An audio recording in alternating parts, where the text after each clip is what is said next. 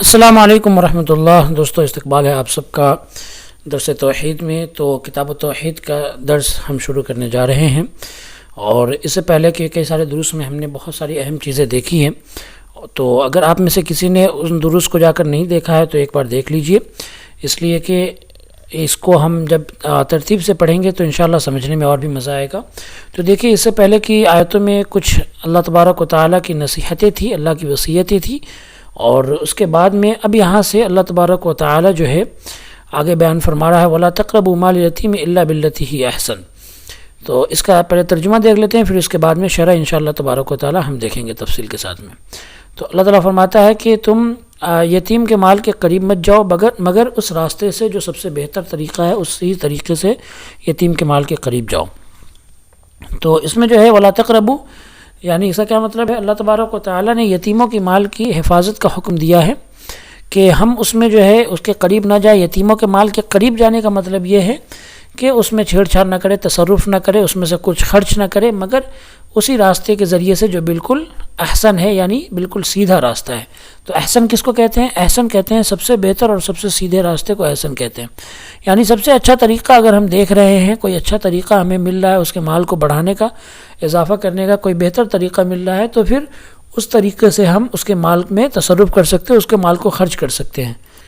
اس کا یہ ہرگز مطلب نہیں ہے کہ ہم اس میں سے مال میں سے لے کر کچھ اپنے لیے خرچ کریں، یعنی ہمارے لیے بالکل جائز نہیں ہے، بلکہ اس کو ہم خرچ کر سکتے ہیں، اور اس کو بڑھانے کے لیے، مال میں اضافہ کرنے کے لیے ہم اس کو خرچ میں لگا سکتے ہیں۔ تو اللہ تعالیٰ نے فرمایا کہ اس میں ہمیں قریب نہیں ہونا ہے الا باللتی ہی احسن، مگر احسن طریقے سے، سب سے اچھے طریقے سے ہم اس کے قریب ہو سکتے ہیں۔ قریب ہونے کا مطلب اس کو خرچ کر سکتے ہیں تاکہ اس کے مال میں اضافہ ہو۔ تو فرمایا یہاں پر فَلَا نَقْرَبَهَا بِأَيِّ تَصَرُّفٍ إِلَّا بِمَا نَرَىٰ أَنَّهُ أَحْسَنُ، یعنی احسن طریقہ ہم دیکھیں گے، اچھا طریقہ دیکھیں گے، تب ہم اس کے قریب جائیں گے، یعنی اس میں سے کچھ خرچ کریں گے۔ اب یہاں پر شیخ کہہ رہے ہیں کہ جب ولی کے سامنے، یعنی جو یتیم کا ذمہ دار ہے، اس کے سامنے یہ واضح ہو جائے کہ دو راستے ہیں خرچ کرنے کے، اور ان میں سے ایک جو ہے وہ سب سے زیادہ نفع بخش راستہ ہے، نفع اس میں زیادہ ہے، تو اس ولی کے اوپر ضروری ہے، فرض ہے کہ وہ کیا کرے، اسی راستے کو چنے جو کہ زیادہ نفع والا ہے، اس لیے کہ وہی احسن ہے۔ احسن مطلب یہی ہے کہ جو نفع والا زیادہ ہے، جو ولی کے مال میں جس سے زیادہ فائدہ ہو سکتا ہے اس کو چنے، یہی زیادہ بہتر ہے نا۔ تو پہلے ولی کے لیے یہ ظاہر ہو جائے، مان لیجئے کہ دو راستے ہیں، دو جگہ خرچ کرنا ہے، اور دو میں سے اس کو زیادہ جو نفع والا لگ رہا ہے نا، اس زیادہ نفع والے کو چنے، اور اسی کو احسن کہیں گے ہم، اسی کو ہم سب سے بہتر کہیں گے، ٹھیک ہے؟ تو یہاں پر احسن کا مطلب سمجھ گئے۔ اب یہاں پر دیکھیے والحسن ہونا یشمل، یہاں پر جو ہے حسن، یعنی اللہ نے کہا کہ اچھے طریقے سے یتیم کے مال کے قریب ہونا ہے، تو اب اس میں کیا کیا چیزیں شامل ہے؟ دنیاوی بھی اور دینی بھی، دونوں بہتری دیکھنی ہے۔ دنیا کا بھی فائدہ ہونا چاہیے اور آخرت کا بھی فائدہ ہونا چاہیے، دونوں خوبی دیکھنی ضروری ہے۔ جیسے مان لیجئے کہ اگر دو انسان کے سامنے دو راستے آئے ہیں، اور ان میں سے ایک زیادہ نفع والا ہے، اس میں زیادہ فائدہ ہے، لیکن اس میں سود بھی ہے نا، فائدہ تو ہو رہا ہے لیکن حرام طریقے سے فائدہ ہو رہا ہے، سود ہے اس میں، اور دوسرا جو ہے کم نفع والا ہے لیکن وہ سود سے بچا ہوا ہے، بیاض والا مسئلہ اس میں نہیں ہے، تو دوسرے والے کو پہلے کر دیں گے، دوسرے والے کو مقدم کریں گے، دوسرا والا راستہ احسن ہو جائے گا، ہے نا۔ یعنی کہ جو کم نفع والا ہے لیکن دنیاوی فائدہ تو ہے پر دینی نقصان نہیں ہے، تو پھر اخیر جو ہے، یعنی دوسرا جو راستہ ہے، یہ بھلے اگرچہ دنیا کے اعتبار سے نفع کم والا ہے، لیکن سب سے بہتر طریقہ یہی ہوگا، سب سے بہتر راستہ یہی ہوگا، اس لیے کہ شرعی خوبی جو ہے یہ ہمیشہ دنیاوی اور مادی خوبی پر مقدم ہوتی ہے، اس کا مرتبہ پہلے ہوتا ہے، اول ہوتا ہے۔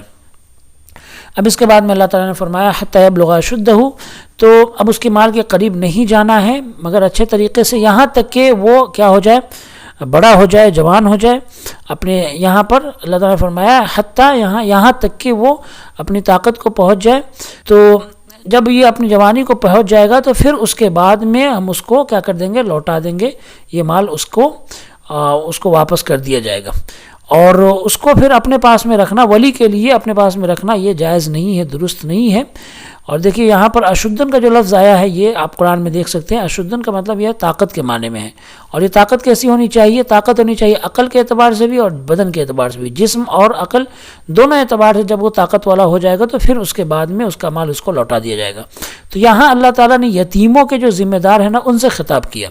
ان سے اللہ تعالیٰ نے یتیموں کے ذمہ دار سے خطاب کر کے یا پھر جو حاکم ہے تو ان سے اللہ تعالیٰ نے خطاب کر کے کہا کہ یہاں پر اگر یہ اپنی طاقت کو پہنچ جاتے ہیں عقل اور بدن کے اعتبار سے تو پھر ان کو واپس کر دیا جائے گا، ان کو لوٹا دیا جائے گا. اب دیکھیے یہاں پر طاقت کو پہنچنے کا اختلاف، یہاں پر کچھ مسئلے میں اختلاف ہے کہ طاقت کو پہنچنے کا مطلب کیا ہے. تو یہاں پر جو مراد ہے کہ ایسی طاقت کہ جس میں وہ تمام چیزوں کو برداشت کرنے میں پہنچ جائے، ایسی عمر کو پہنچ جائے. اور بعض لوگوں نے اس کی عمر کیا ہے 15 سال کی عمر بتائی ہے، 15 سال مکمل ہونے پر، یا پھر اگر انسان کے بازو کے اندر، بغل کے اندر یا شرمگاہ میں ناف میں بال آ جاتا ہے، یا پھر اس کا انزال اس کو ہونے لگتا ہے، یعنی کہ وہ بالغ ہو جاتا ہے. تو ایسی صورتحال میں پھر اس کو ہم کیا کر سکتے ہیں، یہ مان سکتے ہیں کہ اب وہ انسان اس عمر کو پہنچ چکا ہے، طاقت کی عمر کو، یا پھر کم سے کم 15 سال کی عمر مکمل ہونے تک. تو اس کے بعد میں اب کیا کر سکتے ہیں، یہاں پر اپنی جوانی کو اب یہ پہنچ گیا تو پھر اس کو مال اس کو لوٹا دیا جائے گا. تو اللہ نے فرمایا کہ اس کے مال کے قریب نہیں جانا ہے مگر اچھے طریقے سے، یہاں تک کہ جب وہ اپنی طاقت کو پہنچ جائے گا تو اس کا مال اس کو لوٹا دیا جائے گا. تو طاقت کو پہنچنے کا، طاقت سے مراد کیا ہے، 15 سال کی عمر مکمل ہو جائے، یا پھر اس کو شرمگاہ کے ناف میں بال آ جائے، یا پھر اس کو انزال شروع ہو جائے یعنی بالغ ہو جائے. تب ایسی صورت میں پھر ہم کر سکتے ہیں نا. انزال یعنی جو بلوغت ہوتا ہے، یا پھر آپ یہ کہہ سکتے ہیں کہ شرمگاہ سے جو نطفے کا جو نکلنا ہے وہ. اب اس کے بعد میں وقولہ، اللہ تعالیٰ نے فرمایا منی کا نکلنا یہ انزال میں آ جاتا ہے. اللہ نے فرمایا وَأَوْفُوا الْكَيْلَ وَالْمِيزَانَ. اس کے بعد میں اللہ تعالیٰ اگلا حکم دے رہا ہے ایمان والوں کو کہ تم مکمل تولو. اذا قلتم فیہا یقال من اطماء الحبوب. تو یہ جو کیل کہتے ہیں، کیل وہ جس سے غلے وغیرہ تولے جاتے ہیں یا پھر کھانے تولے جاتے ہیں، کھانے کی چیزیں جو ہوتی ہیں وہ جو تولی جاتی ہیں تو وہ کیل کہلاتی ہے نا. یہ ساری چیزیں کس پر کیا کہلاتی ہے، کیل کہلاتی ہے. اور اس کے بعد میں اللہ نے آگے یہ بھی حکم دیا کہ میزان بھی، وزن بھی برابر کرو ہے نا. کیل اور وزن دونوں اعتبار سے برابر کرو. یعنی اگر آپ کو مان لیجئے کہ لیٹر کے اعتبار سے دینا ہے، یا پھر آپ کو کے جی کے اعتبار سے دینا ہے، یا پھر اس طرح کی دوسری چیزوں کے اعتبار سے دینا ہے، تو پھر کیا کر سکتے ہیں، اس میں وزن کے حساب سے وزن بھی مکمل کرو اور تول کے کیل بھی مکمل کرو، اس میں کسی طرح کی کمی نہ کرو. تو گوشت وغیرہ دینا یا کچھ بھی ہے تو اللہ تعالیٰ نے ان سب چیزوں میں مکمل دینے کا حکم دیا ہے. اور اس کے بعد میں اللہ تعالیٰ نے فرمایا کہ یہ انصاف کے ساتھ میں بالکل اس کو مکمل کرنا ہے. وزن کیسے کرنا ہے، انصاف کے ساتھ میں وزن کرنا ہے. اب یہاں پر جو ہے بعض اوقات جو ہے کیا ہوتا ہے، اس میں تکلیف ہو جاتی ہے، پریشانی ہوتی ہے، اس لیے کہ انسان جو ہے اس سے کبھی کبھی وزن یا کیل کے اندر جو پورا کرنا ہے یہ رہ جاتا ہے، وہ پورا نہیں کر پاتا. تو اس کے بعد میں اللہ تعالیٰ نے بیان فرما دیا کہ لا نکلف نفسا الا وسعها، کہ دیکھیں اگر کبھی انسان نے پوری طاقت لگا دی ہے، انسان نے پوری کوشش کر دی، اس کے باوجود بھی اگر وہ مکمل نہیں تول پا رہا ہے یا وزن میں کمی رہ گئی ہے، تو پھر اللہ تعالیٰ نے فرمایا کہ کسی بھی انسان کو اللہ تعالیٰ اس کی طاقت سے بڑھ کر اس پر ذمہ داری، اس پر بوجھ نہیں ڈالتا ہے. تو انسان کی طاقت جتنی ہے اس اعتبار سے اس نے کوشش کر دی ہے تو اب اس کے لیے کوئی حرج کی بات نہیں ہے. اگر کبھی بعض اوقات کمی ہو گئی ہے، پریشانی ہو گئی ہے، تو کوئی حرج کی بات نہیں ہے. اور تو یہی بات یہاں پر شیخ فرما رہے ہیں کہ جب انسان کی فیضا بدل جہد ہو، جب اپنی کوشش لگا دی، طاقت لگا دی اور کمی پھر بھی ہو گئی، تو پھر یہ اس آیت کی خلاف ورزی اس میں نہیں مانی جائے گی. اس لیے کہ جو بھی شریعت کے اندر طاقت سے جو انسان کے لیے اوپر کی چیز ہے وہ معفو عنہ ہے، یعنی اللہ نے اس کو معاف کر دیا ہے. طاقت سے اوپر کی چیز کو اللہ تعالیٰ نے معاف کر دیا. انسان سے انہی چیزوں کے بارے میں پوچھا جائے گا جن کی اس کے پاس طاقت ہے. تو اس آیت میں اللہ تبارک و تعالیٰ نے ایک طرح سے معافی کا بھی اعلان کر دیا ہے کہ اللہ تعالیٰ انسان کے اوپر بوجھ نہیں ڈالتا مگر اس کی طاقت کے بقدر، اور جو انسان کی طاقت سے باہر کی چیز ہے تو پھر اس میں کوئی حرج کی بات نہیں ہے. لیکن انسان کے لیے ضروری ہے کہ پہلے وہ کوشش اور طاقت مکمل کرے. تو اب یہ انسان کے اوپر ہے کہ وہ اپنی طاقت کو انصاف کے ساتھ میں پورا کرنے میں، یعنی مکمل وزن اور تول میں انصاف کے ساتھ میں اس کو خرچ کرے. تو اب اس کے بعد میں جب بھی اس کے سامنے کوئی غلطی نظر آ رہی ہے، کمی نظر آ رہی ہے، تو فوراً اس کی تلافی کرے، یعنی اس کو مکمل کر دے. اس لیے کہ یہ چیزیں اس ساتھ میں شامل ہے، انسان کی طاقت میں شامل ہے. ہاں یہ مان لیجئے کہ آپ کے پاس کوئی سامان لینے کے لیے آیا ہے، آپ نے اسے کم تول کر دے دیا، اور اب آپ کے لیے آسان ہے یا آپ کی طاقت کے اندر ہے کہ دوبارہ آپ اس کو پورا کر کے دے دے، تو آپ کے اوپر ذمہ داری بنتی ہے کہ آپ اس کو اپنی طاقت کے اعتبار سے پھر سے اس کو بلا کر اس کو مکمل کر کے دے دے۔ لیکن اگر وہ انسان کہیں چلا گیا یا پھر ایسا کچھ ہو گیا کہ آپ اس تک نہیں پہنچ سکتے ہیں، تو پھر کوئی حرج کی بات نہیں ہے۔ اب اس کے بعد میں اللہ نے فرمایا وَإِذَا قُلْتُمْ فَعْدِلُوا، کہ جب تم بولو تو پھر انصاف کرو۔ اس کا مطلب کیا ہے؟ اس کا مطلب یہ ہے کہ جب بھی تم کوئی بات کہو تو پھر تمہارے لیے ضروری ہے کہ اپنی بات کے اندر انصاف والی بات بولو، بے انصافی والی بات نہ بولو، چاہے اپنے لیے بولنا ہو، یعنی دوسروں کے خلاف بولنا ہو اور اپنے لیے بولنا ہو، تب بھی تم کیا کرو، تم ہمیشہ انصاف کے ساتھ نہیں بولو، یا پھر کسی دوسرے کے لیے بولنا ہو اور اپنے خلاف بولنا ہو اور دوسرے کے لیے بولنا ہو، دوسروں کے حق میں بولنا ہو تب بھی انصاف سے بات کرو، یا پھر دوسروں کے خلاف دوسروں کے حق میں بولنا ہو تو پھر اس میں بھی انصاف کی بات کرو، یا پھر دو لوگوں کے بیچ میں فیصلہ کرنا ہو، تو ان سب صورتوں میں اللہ تعالیٰ نے تمہارے اوپر ضروری کیا ہے کہ تم کیا کرو، عدل کرو، انصاف کرو، اس لیے کہ عدل جو ہے یہ لغت کے اعتبار سے اگر آپ دیکھیں گے، ڈکشنری میں دیکھیں گے عدل کا مطلب تو کیا نظر آئے گا؟ استقامت نظر آئے گا، ہے نا۔ استقامت کہتے ہیں جم جانے کو، ہے نا، اور اس کی ضد کیا ہوتی ہے، اس کی اپوزٹ کیا ہوتی ہے؟ الجور والمیل، ظلم کرنا اور کسی ایک طرف جھک جانا، مائل ہو جانا، یہ اس کا مطلب ہوتا ہے۔ میل کہتے ہیں جھک جانے کو، مائل ہو جانے کو۔ تو انصاف کی ضد، انصاف کا الٹا کیا ہے؟ ظلم ہے، کسی ایک طرف جھک جانا ہے۔ تو تم نہ تو دائیں طرف جھکو نہ ہی بائیں طرف۔ اور یہاں اللہ تعالیٰ نے یہ نہیں کہا کہ لا نکلف نفسا الا وسعها، کہ ہم جو ہے اس انسان کی طاقت کے بغیر اس کے اوپر بوجھ نہیں ڈالتے۔ یہاں پر اللہ نے نہیں کہا، جب اللہ نے بیان کیا کہ جب بولو تو انصاف کے ساتھ بولو، اس لیے کہ انسان جب بولتا ہے تو پھر اس میں اکثر ایسا ہوتا ہے کہ اس کو عدل کے ساتھ بولنے میں یا بولی میں انصاف کرنے میں پریشانی نہیں ہوتی ہے، تکلیف نہیں ہوتی ہے، اس لیے اللہ تعالیٰ نے یہ نہیں کہا یہاں پر۔ لیکن وزن میں تول میں انسان کو پریشانی ہو سکتا ہے کہ پوری طاقت لگانے کے باوجود بھی وہ کچھ کم زیادہ کر دے، تو اس میں کوئی حرج کی بات نہیں ہے۔ تو وہاں اللہ تعالیٰ نے کہہ دیا کہ ہم انسان کی طاقت کے بقدر اس پر کوئی بوجھ نہیں ڈالتے ہیں، لیکن یہاں اللہ تبارک و تعالیٰ نے یہ بات نہیں کہی، اس لیے کہ انسان کے لیے ضروری ہے کہ بولے تو انصاف کے ساتھ ہی بولے، اس لیے کہ بولنے میں انسان کے لیے کوئی مشقت نہیں، کوئی پریشانی نہیں ہے، زبان سے انصاف کی بات نکالنے میں کوئی پریشانی نہیں ہے۔ اب اس کے بعد میں اللہ تعالیٰ نے فرمایا وَلَوْ كَانَ ذَا قُرْبَى، چاہے اپنے رشتہ دار ہی کیوں نہ ہو، یعنی جس کے لیے آپ بول رہے ہیں یہ آپ کا رشتہ دار ہی کیوں نہ ہو، یا آپ کا جو ہے بہت ہی قریبی آدمی کیوں نہ ہو، پھر بھی جو ہے آپ اس کی رشتہ داری کے لیے اور قرابت کے لیے آپ کیا نہ کریں، جھوٹ نہ بولیں اور اس میں آپ اپنی بات کے اندر ناانصافی نہ کریں۔ تو فَلَا تُحَابِيهِ لِقَرَابَتِهِ، قرابت اور رشتہ داری کی وجہ سے کسی کی طرف جھکے نہیں، ہے نا۔ حابہ یحابی اگر ہم فی الحکم سے بات کریں تو مطلب ہوتا ہے کسی ایک طرف انحراف کرتے ہوئے جھک جانا، یعنی ناانصافی کرتے ہوئے جھک جانا، ٹھیک ہے۔ تو اب اس کے بعد میں اللہ تعالیٰ کا حکم جو ہے اپنے آگے سب سے پہلے رکھنا ہے، جس اللہ نے تمہیں پیدا کیا اس کا حکم اپنے آگے سب سے پہلے رکھنا ہے، اس لیے کہ اس کا حق سب سے زیادہ ہے، اور اسی اللہ نے یہ حکم دیا ہے کہ چاہے اپنے رشتہ دار کے بارے میں ہی بولنا ہو تو انصاف کی بات بولو، بے انصافی والی بات نہ بولو، اور اس لیے کہ انسان کو لوٹ کر کہاں جانا ہے؟ اللہ کی طرف ہی جانا ہے، اور اللہ تبارک و تعالیٰ انسان سے اس امانت کے بارے میں ضرور پوچھے گا کہ اس میں اس نے کیا کیا ہے نا۔ اس امانت کے بارے میں اللہ تعالیٰ پوچھے گا، زبان کے بارے میں کہ اللہ پوچھے گا کہ اس کو انصاف کے ساتھ استعمال کیا یا نہیں۔ اب یہاں پر دیکھیے اللہ کے رسول صلی اللہ علیہ وسلم کا ایک مشہور واقعہ ہے کہ نبی اکرم صلی اللہ علیہ وسلم نے یہاں پر قسم کھا کر بیان کی، ایک واقعہ یہاں پر پیش آیا۔ واقعہ کیا ہے؟ تو واقعہ یہ ہے کہ ایک لڑکی تھی، یہ حدیث جو ہے آپ اس کے اندر دیکھیں، حدیث کا حوالہ آپ یہاں پر دیکھ سکتے ہیں، بخاری کے اندر حدیث موجود ہے۔ تو ایک عورت نے چوری کی تھی، مخزومیہ عورت تھی، اور اس کا بھی نام اتفاق سے فاطمہ ہی تھا، اور نبی صلی اللہ علیہ وسلم کی جو بیٹی تھی، سب سے چھوٹی اور سب سے پیاری بیٹی، وہ بھی فاطمہ رضی اللہ تعالی عنہا ہی تھی۔ تو یہ قریش کی خاتون تھی، کون؟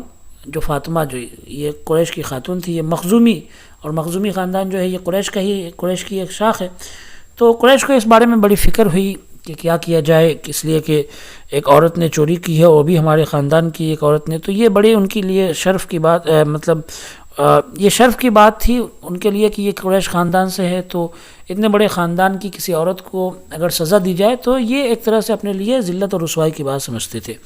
تو لوگوں نے آپس میں بات کی کہ من یکلم فیہا رسول اللہ صلی اللہ علیہ وسلم، کہ کون ہے جو اللہ کے رسول صلی اللہ علیہ وسلم سے اس سلسلے میں بات کرے، اور کس کے پاس جرأت ہے، کون ہمت کر سکتا ہے نبی صلی اللہ علیہ وسلم کے پاس جا کر اس بارے میں بات کرنے کے لیے، کیا بات کرنے کے لیے کہ سزا سے نبی صلی اللہ علیہ وسلم رک جائے، یعنی اس عورت کو سزا نہ دے، کیونکہ یہ قریش کے خاندان کی ہے، تو ایک طرح سے ان کے لیے ایک آن کی بات تھی۔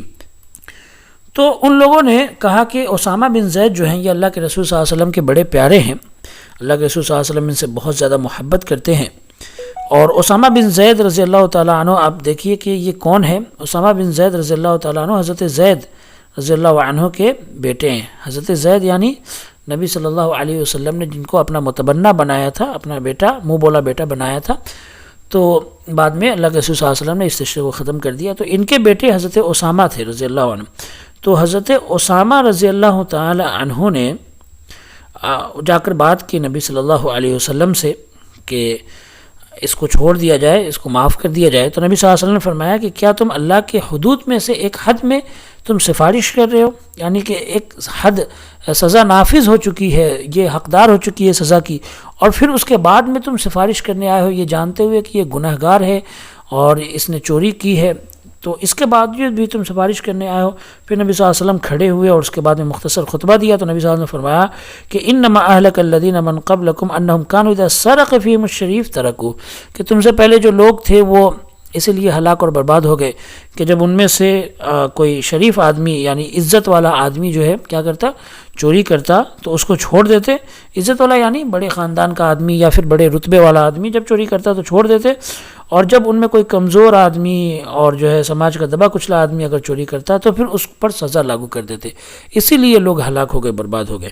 اس کے بعد میں اب اس والی حدیث کو دیکھیے، نبی صلی اللہ علیہ وسلم نے قسم کھائی کہ وَإِمُّ اللَّهِ، کہ اللہ کی قسم، لو ان فاطمہ بنت محمد سرقت لقطعت یدہا، کہ اگر محمد کی بیٹی فاطمہ یعنی میری بیٹی فاطمہ بھی چوری کرتی تو میں اس کو بھی لقطعت یدہا، میں اس کے بھی ہاتھ کو کاٹ دیتا۔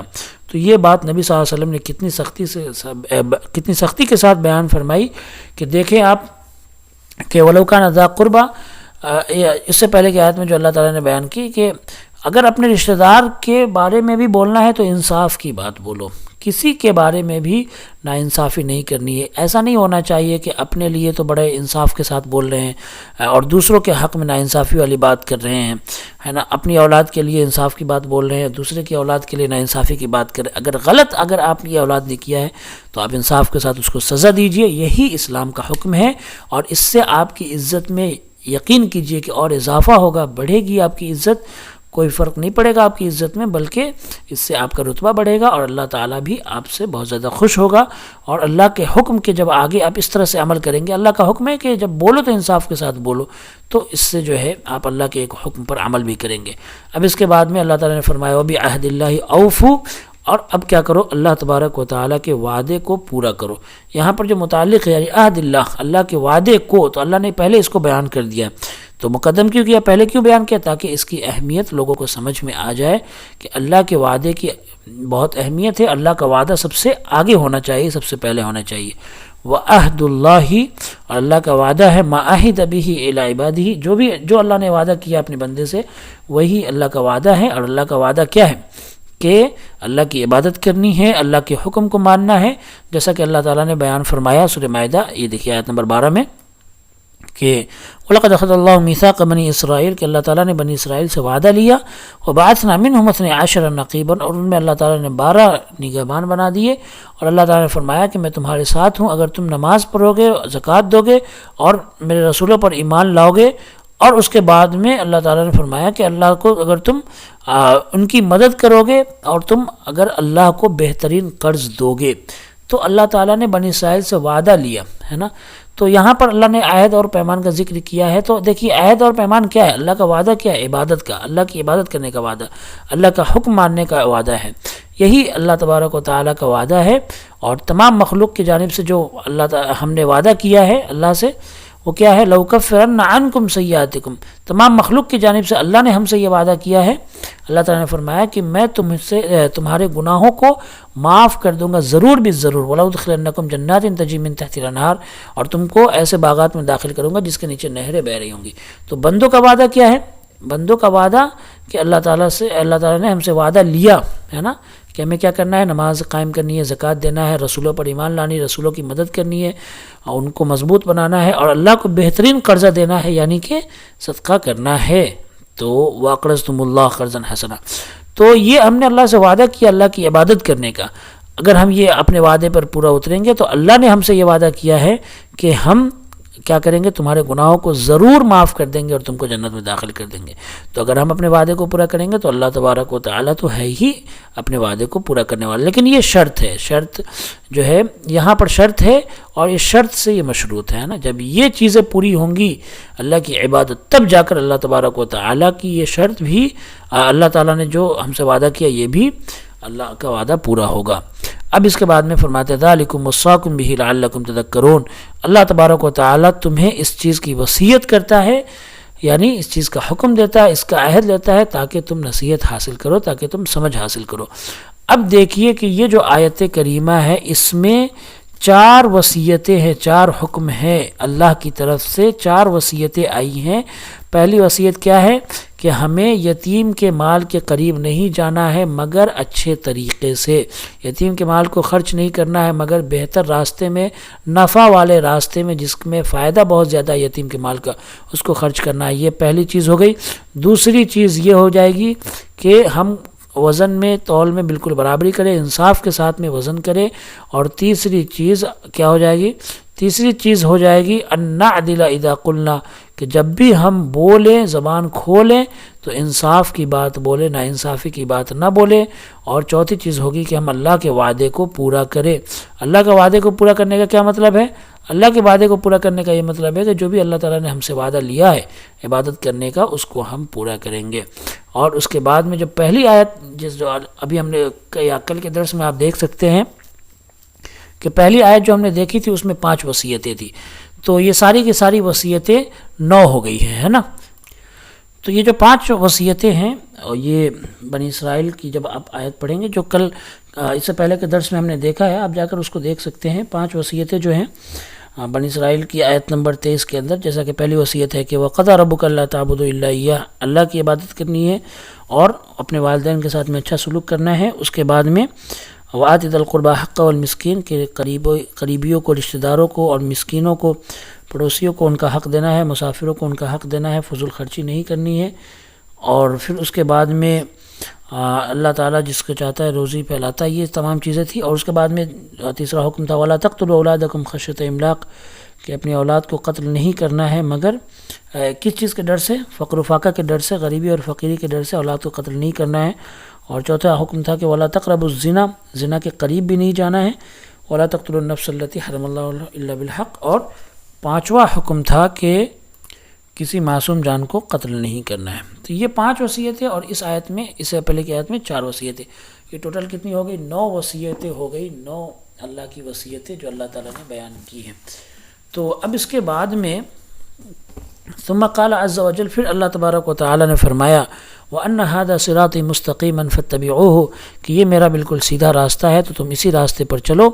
دیکھیے یہ 10واں کیا ہے؟ یہ 10ویں وصیت ہے نا، یہ 10ویں وصیت ہے، 10واں حکم ہے۔ تو یہ 10 اللہ تعالیٰ نے وصیتیں کی ہیں ان پوری آیتوں میں، اب جو ہے اس میں اللہ تعالیٰ نے بیان فرمایا۔ اب اس کے بعد میں اس کا مطلب بتا رہے ہیں شیخ کہ یہاں پر جو اللہ نے کہا ہے کہ انّ ھذا صراطی، کی ہے میرا سیدھا راستہ ہے، اس میں کئی احتمال ہے، اس کے کئی معنی مراد لیے جا سکتے ہیں۔ یہ بھی ہو سکتا ہے کہ اس میں اشارہ ہے، یہ پورے 9 احکام کی طرف اشارہ ہے کہ یہ میرا طریقہ، یہ میرا راستہ ہے۔ تو اس کے لیے کہ اگر آپ ان 9 احکام پر جب غور کریں گے، ان 9 وصیتوں پر غور کریں گے تو آپ سمجھ میں آ جائے گا آپ کو کہ پوری شریعت اس کے اندر محیط ہے، پوری شریعت کو یہ شامل ہے۔ یہ تمام احکامات جو ہے پوری شریعت کے اعتبار سے شامل ہے نا، چاہے نص کے اعتبار سے ہو یا پھر اشارے ہو۔ اور یہ بھی اس کا بھی احتمال ہے کہ اس میں جو ہے اللہ کا دین بھی مراد ہو، کہ میرے راستے سے مراد اللہ کا دین ہو، یعنی کہ یہ جو رسول اللہ صلی اللہ علیہ وسلم جس دین کو لے کر آئے ہیں یہی میرا راستہ ہے، تو یہ اللہ تک پہنچانے والا راستہ ہے۔ اور جو راستہ ہے اس کی اضافت اللہ تعالیٰ نے اللہ کی طرف بھی کی جاتی ہے اور چلنے والے کی طرف بھی کی جاتی ہے نا. تو جیسے قرآن میں آپ پڑھتے ہیں سورہ فاتحہ میں صراط الذین انعمت علیہم کہ اے اللہ مجھے ان لوگوں کے راستے پر چلا جن پر تو نے انعام کیا. تو یہاں پر چلنے والے کی طرف اضافت ہے، چلنے والے کی طرف نسبت کی گئی ہے راستے کی. اور ایک اور آیت ہے صراط اللہ الذی لہ ما فی السماوات و ما فی الارض کہ اللہ کا راستہ ہے جو صراط اللہ کا وہ راستہ جو جس کے لیے آسمانوں اور زمینوں کے اندر اور جو کچھ بھی ہے سب کے سب اسی کے لیے ہے. تو یہاں پر اللہ کی طرف نسبت کی گئی ہے. تو اللہ کی طرف نسبت اس لیے کی گئی ہے اس لیے کہ اللہ تک پہنچانے والا یہ راستہ ہے. تو اللہ تعالیٰ ہی ہے جس نے بندے کے لیے یہ راستہ بنایا ہے، اور بندے کی طرف یا جو اس پر چل رہے ہیں اس کی طرف نسبت کی گئی اس لیے کہ یہ لوگ اس پر چل رہے ہیں. اب اس کے بعد میں صراط مستقیمہ یعنی سیدھا راستہ ہے. تو راستے کی حالت بتائی اللہ تعالیٰ نے کہ اس میں کوئی بھی ٹیڑھا پن نہیں ہے، کوئی بھی کجی نہیں ہے، بلکہ وہ بالکل سیدھا راستہ ہے، اسلام کا راستہ. وَلَا تَتَّبِعُوا السُّبُلَ فَتَفَرَّقَ بِكُمْ عَنْ سَبِيلِهِ. اب اس کے بعد میں فرما رہا ہے کہ اللہ تعالیٰ نے فرمایا کہ اور دوسرے راستے پر نہ چلو ورنہ کیا ہو جائے گا، تم سیدھے راستے سے بھٹک جاؤ گے، الگ ہو جاؤ گے، جدا ہو جاؤ گے. تو یہاں پر سبل جو ہے، سبل یعنی وہ راستہ جو کہ الگ ہٹا ہوا ہے، پیچیدہ ہے اور ایک راستے سے صراط مستقیم سے سیدھے راستے سے ہٹا ہوا ہے. تو یہ جو ہے بہت سارے راستے پر چلنے سے اللہ تعالیٰ نے منع کر دیا جو پیچیدہ راستے ہیں اور جو حق سے جو صراط مستقیم سے الگ ہٹ کر ہے، سیدھے راستے سے ہٹا ہوا ہے، ان راستوں پر چلنے سے اللہ تبارک و تعالیٰ نے منع کر دیا ہے. اور اس کے بعد میں اللہ تعالیٰ نے فرمایا کہ اگر تم ایسا کرو گے فَتَفَرَّقَ بِكُمْ عَنْ سَبِيلِهِ تو پھر تم کیا ہو جاؤ گے، تم ایسے راستے پر چلے جاؤ گے جو راستے تمہیں صراط مستقیم سے سیدھے راستے سے ہٹا دیں گے، جدا کر دیں گے اور تمہاری خواہشات کو کیا کر دیں گے، الگ کر دیں گے. اور یہاں اللہ تعالیٰ نے دیکھیے سبل کو استعمال کیا ہے. تو سبل کیا ہے؟ سبیل کی جمع. سبیل واحد آتا ہے، یہ سنگولر ہے، اور سبل پلورل ہے. سبیل کا مطلب ہوتا ہے راستہ، سبل اس کی جمع ہے، بہت سارے راستے. تو اللہ تبارک و تعالیٰ نے فرمایا کہ راستہ ایک ہی بہتر، ایک ہی درست ہے، ایک ہی صحیح ہے، اس لیے کہ وہی اللہ تبارک و تعالیٰ کا راستہ ہے. باقی اس کے علاوہ جتنے بھی متعدد مختلف راستے ہیں یہ الگ الگ راستے ہیں، اللہ کا راستہ نہیں ہے. اللہ کا راستہ تو صرف ایک ہی ہے. اس لیے نبی صلی اللہ علیہ وسلم نے فرمایا وَسَيَفْتَرِقُ هَذِهِ الْأُمَّةُ کہ یہ امت جو ہے 73 فرقوں میں بٹ جائے گی، ہے نا. یعنی اس میں 73 راستے والے لوگ ہوں گے. كُلُّهَا فِي النَّارِ إِلَّا وَاحِدَةٌ سب کے سب جہنم میں جانے والی امت ہوگی، سب کے سب جہنم میں جانے والے فرقے ہوں گے سوائے ایک فرقہ کے، یعنی صراط مستقیم پر چلنے والا جو فرقہ ہوگا، سیدھا راستہ پہ چلنے والا جو فرقہ ہوگا، صرف وہی کا وہی کہاں جائے گا، جنت کے اندر جائے گا. باقی سب کا سب جو ہے فرقہ،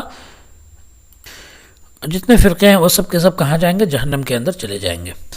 تو اللہ تعالیٰ نے فرمایا کہ نجات دینے والا راستہ تو ایک ہی ہے، باقی جو ہے انسان کو حق راستے سے ہٹانے کے لیے رکھے گئے ہیں، تو لہٰذا ان راستوں پہ نہیں چلنا ہے. اور اسی طرح سے اللہ تعالیٰ نے فرمایا یہدی بہ اللہ من اتبع رضوانہ سبل السلام کہ دیکھیں یہاں پر اللہ تعالیٰ نے فرمایا ہے کہ اللہ جس کو چاہتا ہے اللہ ہدایت دیتا ہے. یہدی بہ اللہ اللہ تعالیٰ ہدایت دیتا ہے من اتبع رضوانہ جس کی خوشی، جو اس کی خوشی کے پیچھے چلتا ہے تو اس کو ہدایت دیتا ہے کس چیز کے؟ سلامتی کے راستوں کی. تو یہاں پر بھی اللہ تعالیٰ نے سبل جمع استعمال کیا، یعنی بہت سارے راستوں کا ذکر کیا ہے. تو بہت سارے لوگ اس کے ذریعے سے دھوکے میں ڈالتے ہیں اور لوگوں کو کہتے ہیں کہ راستے تو بہت سارے ہیں، بس پہنچنا منزل ایک ہے. تو اس آیت کے ذریعے سے بھی دھوکے میں ڈالنے کی کوشش کرتے ہیں. جس آیت اس کا ترجمہ کیا ہے؟ یہدی بہ اللہ اللہ تعالیٰ ہدایت دیتا ہے اس قرآن کے ذریعے سے اس انسان کو جو اللہ کی خوشی کی پیروی کرتا ہے، اللہ کی خوشی کے پیچھے رہتا ہے.